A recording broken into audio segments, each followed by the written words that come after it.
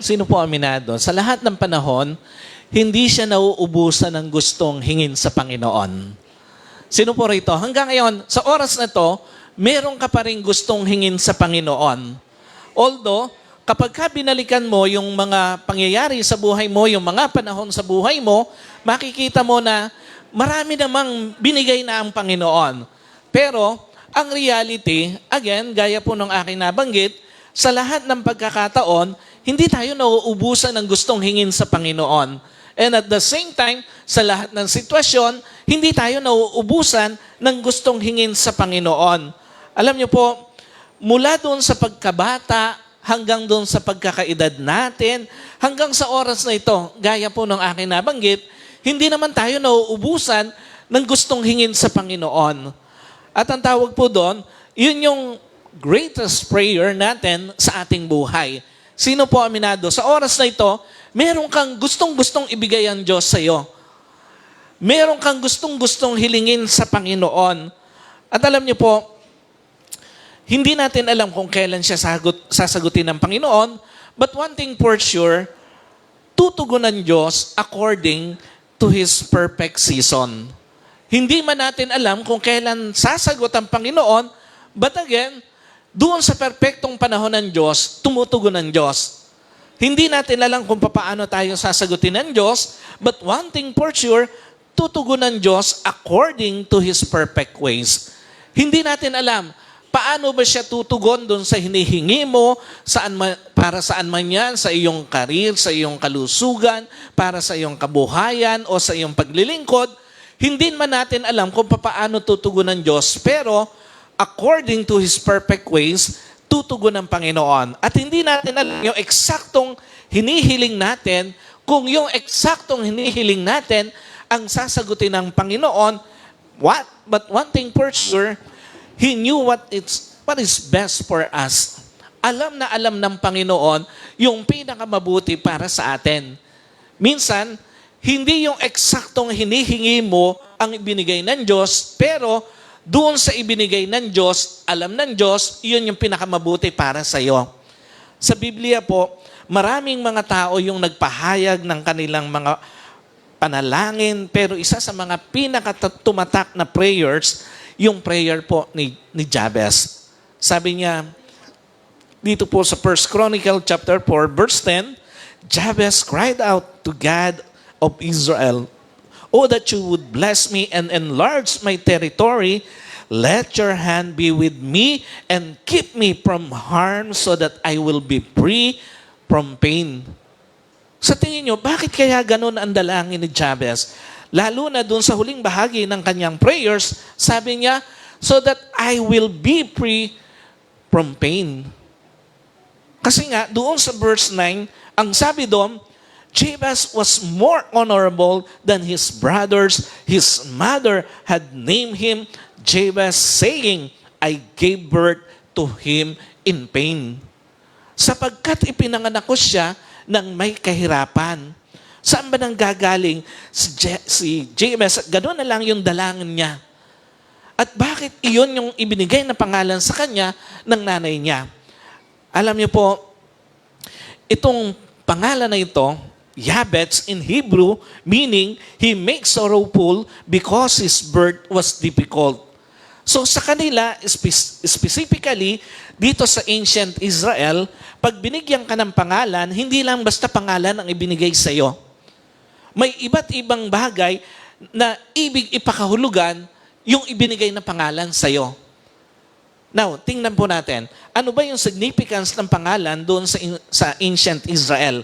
Una, names were given to reflect a person's character and circumstances. Ito yung ibig sabihin, pansinin nyo, bakit napaka-significant ng pangalan yung ibinigay na pangalan sa kanilang panahon? Simply because anumang pangalang naibigay sa iyo, malinaw na ito ay reflection hindi lang ng iyong character, hindi lang ng iyong pagkatao, malamang ng klase ng buhay na meron ka. Ganun kahalaga, ganun ka-significant sa kanila yung ibinibigay na pangalan. Nagre-represent ng kanilang pagkatao, nagre-represent ng kanilang character, at nagre-represent maging ng kanilang magiging buhay. So sa pangalan pa lang na meron ka, may idea na agad yung mga tao about doon sa kung anong klaseng pagkatao meron ka. Sa pangalan pa lang na meron ka, may idea na agad yung mga tao about your circumstances. Sa case ni Jabez, na ang ibig sabihin ng pangalan ay nangangahulugan na nagbibigay ng kalungkutan, he makes sorrowful, yun yung ikinabit sa kanyang pagkatao. Ngayon, kung ikaw si Jabez, hindi mo kaya hihilingin sa Diyos na palitan ang pangalan mo o yung kalalagayan mo sa buhay. Kung ikaw si Jabez, hindi mo kaya hilingin sa Diyos na palitan ang pagkakakilanlan ng buhay mo. And at the same time, yung kung ano yung nag-iintay sa iyo in the future. Ikalawa, names were given to reflect a person's future potential. Anong ibig sabihin nito? Sa kanilang panahon, hindi lang reflection ng character, ng circumstances, ang ibinibigay ng pagkatao o sa pagkatao ng isang tao, reflection din siya ng potensyal na hinaharap sa buhay ng isang tao. Meaning, hindi lang siya pagbibigay ng pangalan, it was a declaration of someone's faith. Iyon yung isa sa mga ibig sabihin ng pangalan sa kanila. Hindi lang siya basta pagbibigay ng pangalan, it was a declaration of someone's future. At hindi lang siya basta pagbibigay ng pangalan, it was a declaration of someone's destiny. So kung ang ibig sabihin ng pangalan mo ay kasakitan, kasakitan ang dinideklara para sa iyong kapalaran. Yun yung ibig sabihin nun. Kung ang ibig sabihin ng pangalan mo ay kasakitan or sorrowful, kasakitan ang dinideklara para sa kinabukasan mo. At kung ang ibig sabihin ng pangalan mo ay kasakitan, sorrowful, kasakitan ang dinideklara na hahantungan o kahahantungan ng buhay mo in the future. Kaya gano'n na lang yung prayer ni Jabez doon sa verse 10, sabi niya, so that I may free from pain. Alam niyo po, sabi niya doon sa verse 10, bless me and enlarge my territory. Let your hand be with me and keep me from harm so that I will be free from pain. Yung prayer na ito ni Jabez, hindi lang ito prayer to accumulate a large scale of land. Hindi ito yung prayer na gusto niya na i-enlarge ng Diyos yung territory niya na bigyan siya ng maraming lupa. No, hindi ito yung ibig sabihin ng kanyang prayers. It has something to do about the reversal of what was attached to his faith. Iyon yung ibig sabihin ng kanyang prayer, na meron siyang gustong baliktarin ng Diyos doon sa kanyang kinabukasan, doon sa kanyang kapalaran, doon sa kanyang future. It has something to do about the reversal of what was attached to his future and the reversal of what was attached to his destiny. Kaya nga dito sa prayer na ito ni Jabez, napakarami yung makikita mong katotohanan pagdating sa pananalangin sa buhay ng isang tao. Now, ano ba yung mga gustong ipakita ng Diyos sa pamamagitan ng prayer nitong si Jabez sa maraming mga katotohanan sa buhay ng isang tao? Alam niyo po, una, again, according to His will, God will bless you. Sino po naniniwala? Ayon sa kalooban ng Diyos, pagpapalain ka ng Diyos eh. Totoo po ba yan?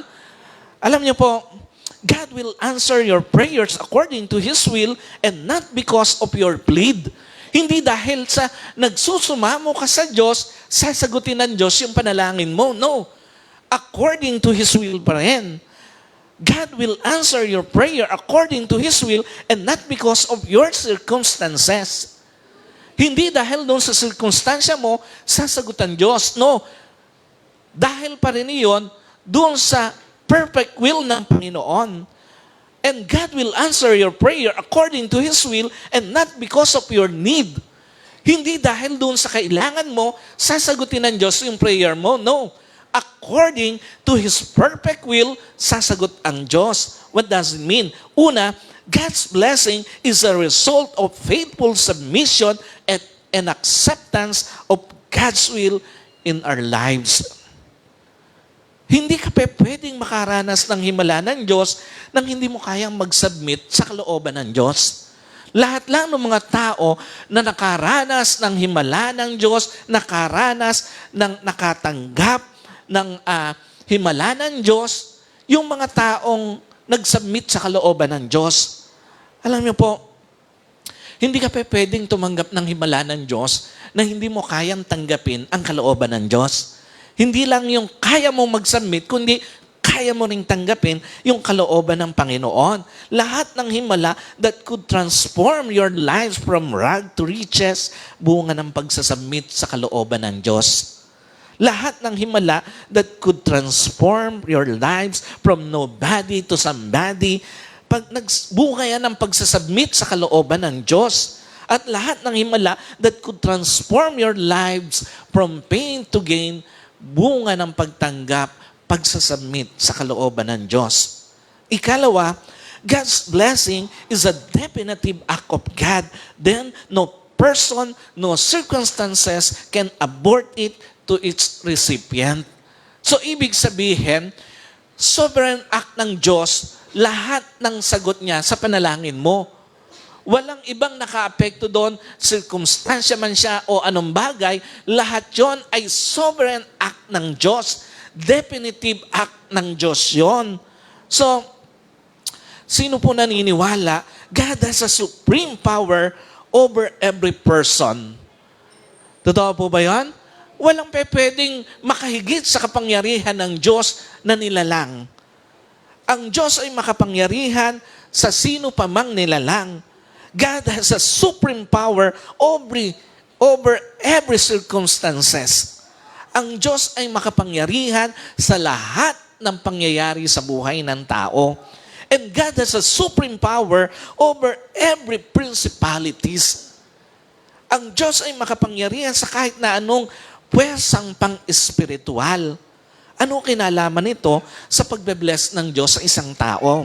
Malinaw na pagkalooban ng Diyos na pagpalain ka, walang kahit na sinong tao pa ang pwedeng makapigil sa Diyos. Malinaw na kapag gusto ng Diyos na pagpalain ka, walang kahit na anong circumstances sa buhay ang makapipigil sa Diyos para pagpalain ka. At kapag gusto ng Diyos na pagpalain ka, walang anumang puwersang espiritual o any spiritualities na pwedeng makapigil sa Diyos para pagpalain ka. Alam niyo po, malinaw, again, walang kayang makapigil sa Diyos kapag gusto kanyang pagpalain. Ikalawa na truth na itinuturo dito sa kung anong klase o yung kung anong mga katotohanan na nakapaloob sa panalangin ng isang tao, when you pray, pray for extraordinary things, not for ordinary things. Si Jabez, yung prayer niya, hindi basta panalangin lang, kundi ang prayer niya, yung reversal ng kung ano yung ina-attach o ikinabit sa pagkataon niya. Sino po naniniwala? Pag may hiningi ka sa Diyos, dapat yung beyond dun sa kakayanan mo. Totoo po ba yan? Huwag kang hingi ng isang bagay na kaya mo namang gawin. Dapat, ang hinihingi mo sa Diyos, yung beyond dun sa kakayanan mo. Dapat, pag may hinihingi ka sa Diyos, beyond dun sa kakayanan ng tao. At the same time, dapat, pag humihingi ka sa Diyos, yung imposible sa tao, pero kayang gawin ng Diyos na posible. What does it mean? Una, you cannot go far in life by praying ordinary things. Sino po naniniwala? Hindi ka makakalayo sa buhay pag ang prayer mo lang, makaraos ka sa araw-araw eh. Totoo po ba yan? Hindi ka makakalayo sa buhay kapag ang prayer mo lang, makakain ka sa araw-araw. At hindi ka makakalayo sa buhay kapag ang prayer mo lang, kumita ka ng sapat para sa pang-araw-araw na buhay o pangangailangan. Alam niyo po, ano pinapakita nito? Paano ka makaka-impluwensya sa buhay ng iba? Kung ang senaryo sa buhay mo, yung gusto mo lang makaraos ka lang sa araw-araw? Paano ka makakatulong sa buhay ng iba kung ang senaryo sa buhay mo, yung gusto mo lang, kumita ka lang ng sapat sa araw-araw? At paano ka magiging pagpapala sa buhay ng iba kung ang senaryo sa buhay mo, ang gusto mo lang, makakain ka lang sa araw-araw? Hindi ka pwedeng maka-impluwensya sa ibang tao, hindi ka pwedeng makatulong sa ibang tao, at hindi ka pwedeng maging pagpapala sa iba kung ang senaryo ng buhay mo, hindi kayang makarating sa iba ang buhay mo. Dapat, kung meron kang pinapanalangin sa Panginoon, dapat beyond dun sa kakayanan mo, beyond dun sa kayang gawin ng tao, at imposible sa tao, pero posible sa Diyos. Meaning, kung gusto mong maka-impluwensya, higit pa doon sa makaraos ang dapat na hinihingi mo sa Diyos. Kung gusto mong maging pagpapala, kung gusto mong makatulong sa iba, higit pa doon sa pang-araw-araw lang ang maging kita mo. Alam niyo po, ikalawa, by praying extraordinary things, you portrays extraordinary faith. Sino po naniniwala? Hindi mo pwedeng sabihin na malaki pananampalataya mo kung maliit lang ang kaya mong hingin sa Diyos. Totoo po ba yan? Yung iba, ang hinihingi sa Diyos, yung mga bagay na kahit ang tao lang kayang ibigay. Alam niyo po, hindi mo pwedeng sabihin na ang laki ng pananampalataya mo, pero ang liit ng kaya mong hingin sa Diyos. Hindi mo pwedeng sabihin na may imposible kang pananampalataya kung puro posible lang yung kaya mong hingin sa Diyos. At hindi mo pwedeng sabihin na mayroon kang extraordinary faith sa Diyos kung ang kaya mo lang hingin sa Diyos, puro ordinaryong bagay. What does it mean? Kung paano ka humingi sa Diyos, pinapakita nito kung paano ka naniniwala sa kayang gawin ng Diyos sa buhay mo. Iyon yung ibig sabihin nun. Kung paano ka humihingi sa Diyos, pinapakita rin ito kung gaano ka naniniwala sa kayang gawin ng Diyos. Kung paano ka humingi sa Diyos, pinapakita nito kung gaano ka naniniwala doon sa kayang ibigay ng Diyos sa iyo. At kung gaano ka naniniwala sa kayang gawin ng Diyos sa buhay mo. Yung paraan ng ating paghingi sa Diyos, nagpo-portray din ito, nagpapakita rin ito ng kung ano ang paniniwala mo sa kayang gawin, sa kayang ibigay ng Diyos sa buhay mo. Kaya nga hindi ka dapat magtaka kung bakit hindi ka tumatanggap ng malaki kasi nga hindi ka humihingi ng malaki. Hindi ka dapat magtaka bakit hindi ka tumatanggap ng imposibleng bagay kasi nga hindi ka naman humihingi ng imposible sa Diyos. At hindi ka dapat magtaka bakit hindi ka tumatanggap ng mga kamanghamanghang bagay sa buhay simply because hindi ka naman humihingi ng mga kamanghamanghang bagay sa Diyos. Ano tinuturo nito? Huwag kang matakot humingi ng malaki sa Diyos. Huwag kang matakot humingi ng imposible sa Diyos. At huwag kang matakot humingi ng mga kamanghamangha sa Diyos. Dahil yung Diyos na meron ka, hindi maliit na Diyos. Yung Diyos na meron ka, hindi limitadong Diyos. At yung Diyos na meron ka, hindi Diyos na mga posible lang, kundi maging ng mga imposibleng bagay sa buhay. So another truth, God is your greater defender against pain, losses, and setbacks. Isa pa sa tinuturo nung panalangin na ipinakita rito sa atin, God is your defender. Alam niyo po, sino naniniwala? Sa pinakamatinding kasakitan mo sa buhay, kaya kang ingatan dito ng Diyos. Sino po rito nakaranas na ng sakit sa buhay? Emotionally, financially, sa lahat ng areas ng buhay niya. Alam niyo po, sa pinakamatinding pagbagsak mo sa buhay, sa pinakamatinding kawalan mo sa buhay, ang Diyos ang tagapagligtas mo. What does it mean? God is greater than any pain that He can turn your pain into your gain. Totoo po ba? Umpisa pa lang ng buhay mo, pwedeng mapuno na ito ng pain eh. Totoo po ba yan? At totoo ba, habang nagpapatuloy ka sa buhay, pwedeng mapuno pa rin ito ng pain eh. But sino naniniwala, no matter how great is your pain, God can turn it into your gain. Kahit gaano pa kalalim yung kasakitan na yan, kaya yang baliktarin ng Diyos. Kaya yang i-turn ng Diyos into your gain. Alam niyo po, kayang gamitin ng Diyos yung mga painful experience sa buhay mo, yung mga painful setbacks sa buhay mo para sa kapanganbangan mo. Kahit gaano pa katagal, yung mga pain na yan na meron ka, kayang gamitin yan ng Diyos para sa kapakinabangan mo. Sa case ni Jabez, mula simula, ikinabit na sa pangalan niya yung sorrow. But God turned it into His gain. Sa halip mabuhay dito, he asked for God to expand his territory. Ano tinuturo nito? Sa halip mabuhay ka sa kasakitan mo, mabuhay ka sa kayang gawin ng Diyos sa buhay mo. Sa halip mabuhay ka sa kalungkutan mo, mabuhay ka sa kayang gawin ng Diyos sa buhay mo. At sa halip mabuhay ka sa kahirapan mo, mabuhay ka sa kayang gawin ng Diyos sa buhay mo. Kasi nga one day, yung masakit na karanasan mo, gagamiting vehicle yan ni Lord for your favor. One day, yung malungkot na karanasan mo, gagamitin vehicle yan ni Lord for your promotion. And one day, yung mahirap na pagbagsak mo, gagamitin vehicle yan ni Lord for your expansion.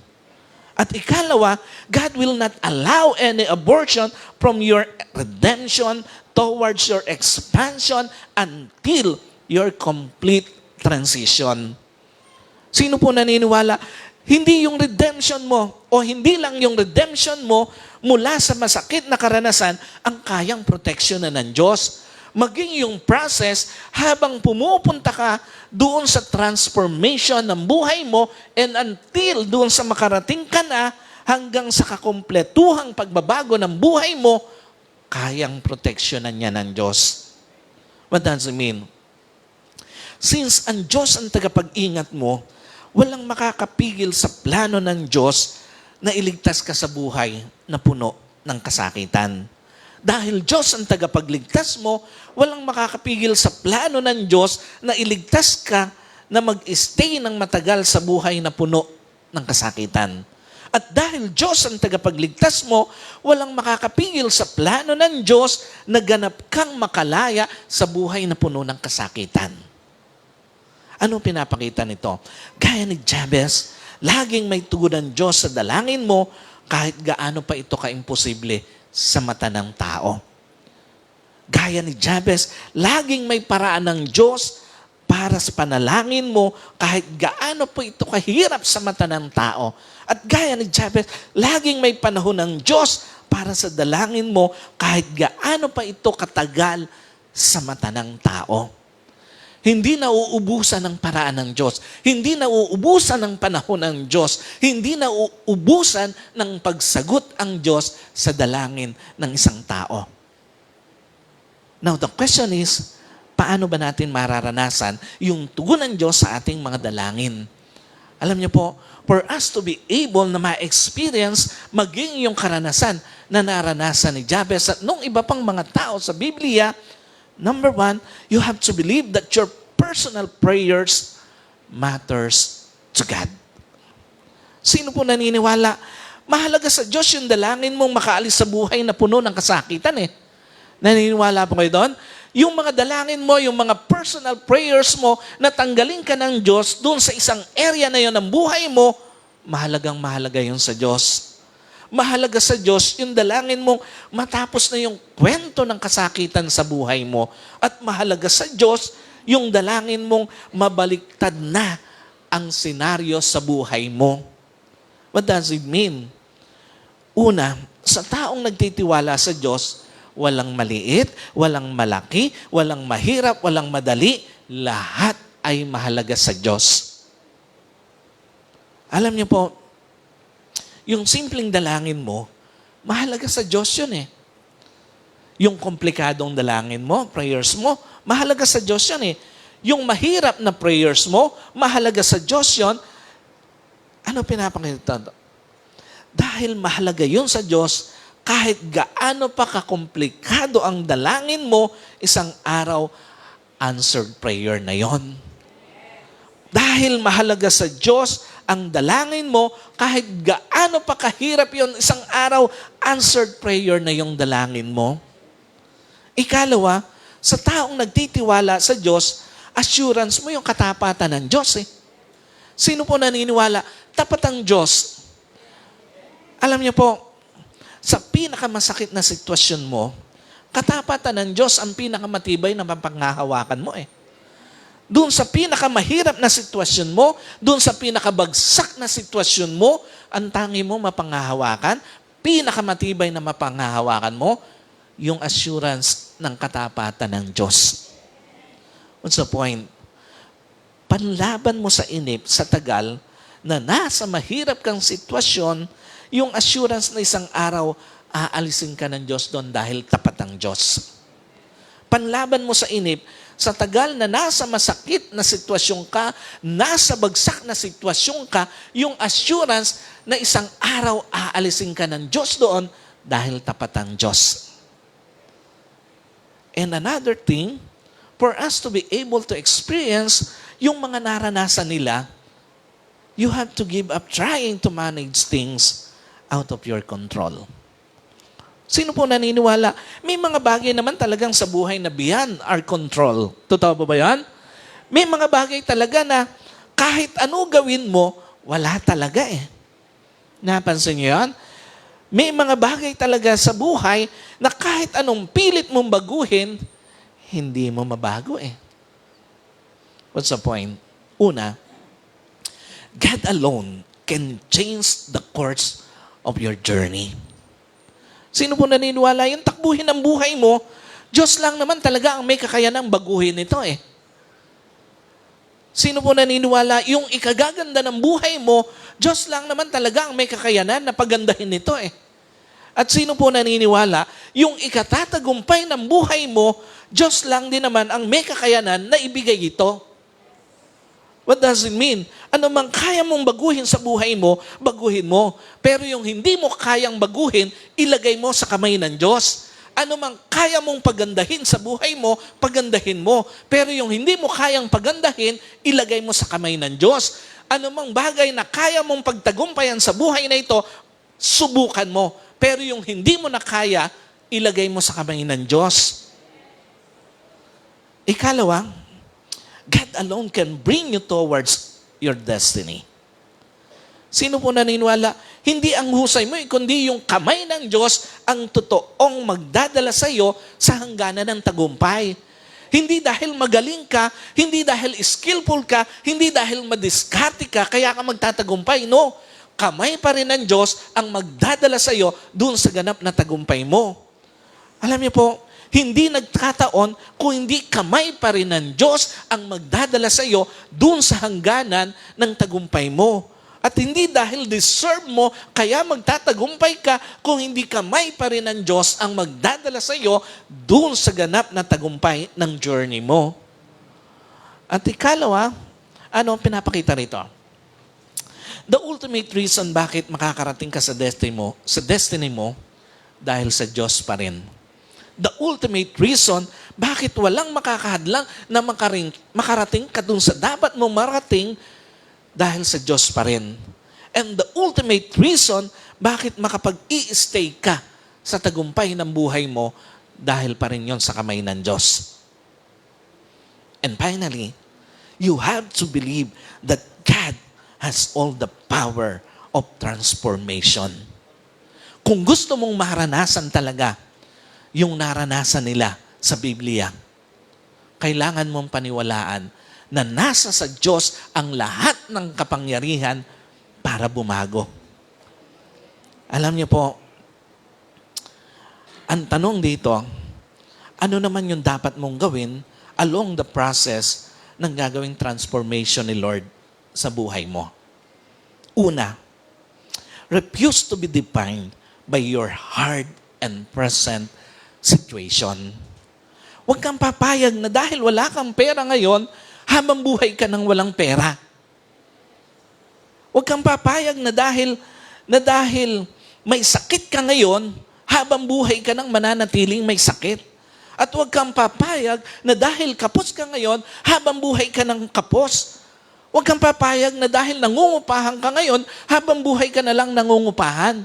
Huwag kang papayag na kung ikaw ay nagko-commute ngayon, naglalakad ngayon, habang buhay ka na lang naglalakad. Do not let or refuse to be defined by your hard and present situation. Huwag kang papayag na dahil iyon yung sitwasyon mo, mananatili ka na lang doon habang buhay. Ikalawa, na part mo, do not hesitate to pursue for divine intervention. Huwag kang mahihiyang pilitin ng Diyos na payamanin ka. Huwag kang mahihiyang kulitin ng Diyos na pagalingin ka kung ikaw ay may sakit. Huwag kang mahihiyang kulitin ng Diyos na paginhawahin ka. Huwag kang mahihiyang kulitin ng Diyos na bigyan ka ng sarili at bagong bahay. Huwag kang mahihiyang kulitin ng Diyos na bigyan ka ng bagong sasakyan. Do not hesitate to pursue for divine intervention. Dahil once na nag-intervene ng Diyos, mamamangha ka sa buhay mo. At ikatlo, transform negative declaration against your lives into positive declaration. Alam niyo po, huwag ka lang papayag na kung ano yung sitwasyon mo habang buhay, nandoon ka. At huwag kang mahihiyang kulitin ang Diyos. Ikatlo, lahat ng idiniklara sa iyong hindi ka na magkakapera, palitan mo ng deklarasyon na papaldo ka isang araw. Dapat ganun yung mga deklarasyon mo sa buhay mo.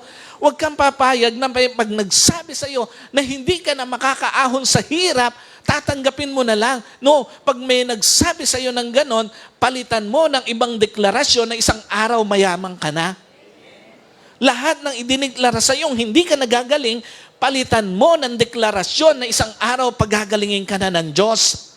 Lahat ng idineklara sa iyong hindi ka nagiginhawa, palitan mo ng deklarasyon na pagiginhawain ka ng Diyos isang araw. Lahat ng idineklara sa iyong hindi ka na magkakabahay, palitan mo ng deklarasyon na hindi lang isa, kung hindi dalawang bahay o higit pa yung ibibigay ng Diyos sa iyo. Lahat ng idineklara sa iyong hindi ka na magkakasasakyan, palitan mo ng deklarasyon na hindi lang isa, kung hindi dalawa o higit pa yung kayang ibigay ng Diyos sa iyo. Alam niyo po, again, part mo yon na i-transform lahat ng negative deklarasyon or declaration sa buhay mo na palitan ng mga positive declaration. So church, this is the message of the Lord for us this morning. Maniwala ka, gaya ni Jabez, naririnig na Diyos yung mga panalangin mo. Again, sino po rito hanggang ngayon, meron kang pinakagustong ibigay ng Diyos sa iyo. Na hanggang sa oras na ito, iniintay mo pa yung bagay na yon. Maniwala ka, naririnig ng Diyos yung mga panalangin mo. Maniwala ka, gaya ni Jabez, kayang pagandahin ng Diyos yung sitwasyon mo. Mula doon sa mahirap na sitwasyon, patungo sa maginhawang sitwasyon. Mula doon sa may sakit na sitwasyon, patungo sa malusog at galing na sitwasyon. Mula sa kapos na sitwasyon, patungo sa sobra-sobrang sitwasyon. Maniwala ka, when God intervenes sa buhay mo, maa-amaze ka. Mamamangha ka. Because God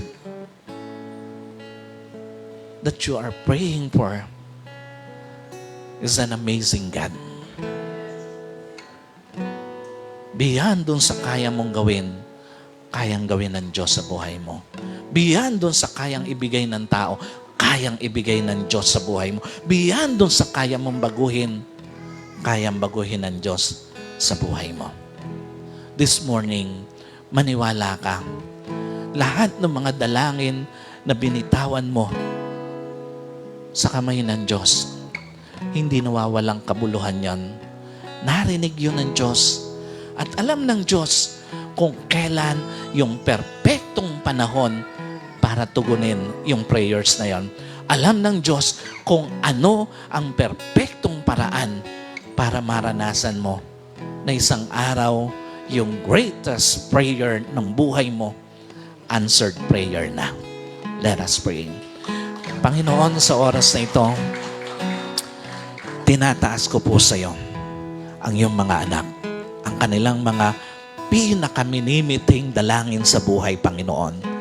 Mula po dito sa nasa physical service, sa mga nasa online service, Lord, I declare, meron kang ginagawang himala, meron kang pinabababang mga sagot sa aming mga dalangin mula dyan sa langit, Panginoon.